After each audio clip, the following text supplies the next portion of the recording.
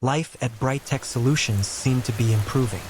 Employee morale was higher than ever, productivity was up, and even clients noticed the difference. Mark Reynolds felt optimistic. Maybe, just maybe, things were finally turning around. But the story wasn't over. Late one night, while reviewing security footage from the previous week, Mark noticed something strange. A shadowy figure had been accessing confidential files. Files about promotions, employee feedback, and even the Truth Week submissions. At first, he assumed it was a glitch, but the pattern was clear. Someone was spying from the inside. Mark decided to investigate discreetly. He didn't want to alert anyone, not even his senior executives. The next morning, he returned undercover, not as a janitor this time, but as a maintenance contractor performing routine checks. Walking the halls, he paid closer attention than ever. And then he heard it. Two employees, huddled near the server room, whispering. "Did you see what we found in the CEO's files?" One said. "Yeah. If he finds out we accessed those records, we could be fired," the other replied. Mark's stomach dropped. These were not low-level employees.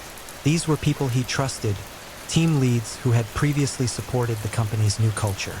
For a moment, he felt betrayed, but he stayed calm. He had learned in the past months that listening first and judging later often revealed the bigger truth. He continued observing, collecting small pieces of information. Over the next week, patterns emerged. It wasn't just curiosity that had led them to the files. It was fear that the new initiatives would undermine their power, fear that their influence would disappear. Mark realized something crucial. Even in a company committed to transparency, human nature could still create divisions. So he took action quietly. First, he called a private meeting with the implicated employees. No accusations, no anger, just questions. "I've noticed some unusual activity," he began calmly. "I want to understand why. Help me see your side."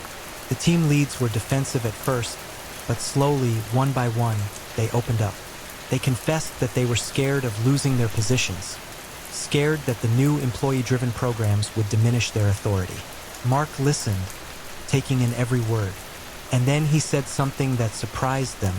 "I understand your fear, but here's the thing, leadership is about trust and accountability, not control. If you're willing to work with me and embrace transparency, there's a place for you here. But if not, I can't allow secrecy to undermine what we've built." Some of the team leads nodded, willing to change. Others quietly resigned, realizing the culture they thrived in no longer existed. By the end of the week, Mark had not only rooted out internal sabotage, but he had strengthened his team in ways he couldn't have imagined. The employees who stayed were more committed, more innovative, and more aligned with the company's new vision. The biggest surprise came during the company-wide meeting a few days later.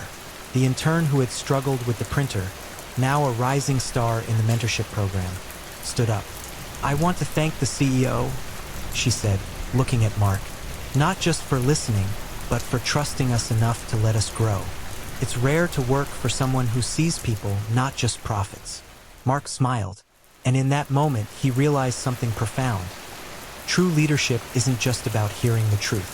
It's about acting on it, even when it's uncomfortable.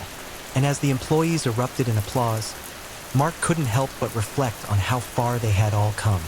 From whispers in the break room to company-wide transformation, it had all started because one CEO was willing to walk among his employees and truly listen.